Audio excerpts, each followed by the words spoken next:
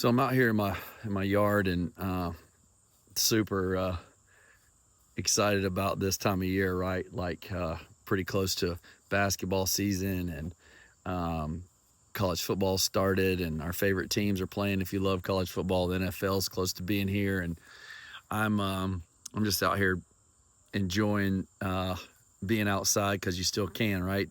It's kind of football weather, right? And last night there was a ton of college football games on, and my favorite team was playing, and they got beat. And as a good coach does, you sit around and watch a lot of post game interviews and conversations. And I was doing the same till late into the night last night, and I heard him say something that has kind of brought a reminder to me about how God has changed my life. So Matt Sanders here, been coaching college or high school for the last 30 years, now stepping away into the basketball ministry side. And I want to say to you something that he said that has kind of jarred my mind about the game.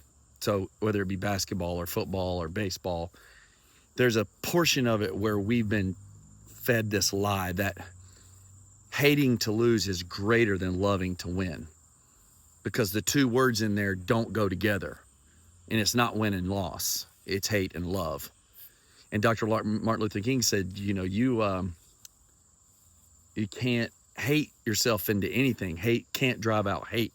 Only love can do that. Darkness can't drive out darkness. Only light can do that, right? And so from the ministry side, the light of God's love comes inside of us and it removes the darkness in us, right? That's salvation. That's soteriology. You've been saved from the darkness that is this world's life. But in the sports side of things, what does that look like? And he said, and I quote in his post-game conference, he said, "I hate to lose like that." He said, "I hate to lose, period." And you can see it all over him. And I've been there. Like, if you're a coach, you've been there. You know what that feels like. You work so hard for all that time. You prep, and then you lose the game.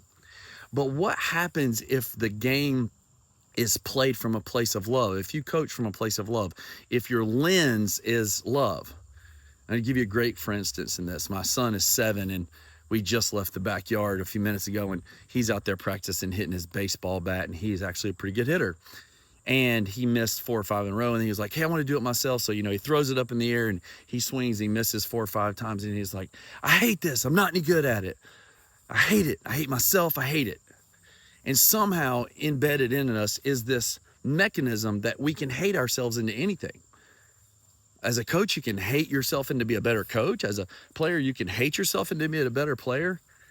That's not possible. I will tell you that as a high school basketball player, I broke a school record from the 3-point line, not hating myself into it. I love to shoot. So I shot. When no one else was shooting, I shot. I'm just saying, like, you can't hate yourself into it.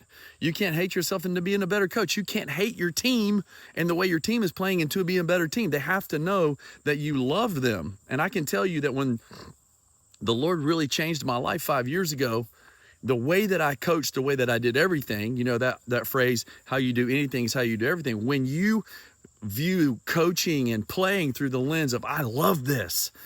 And when you lose in the result of the game, you learn, right? Lose, learn.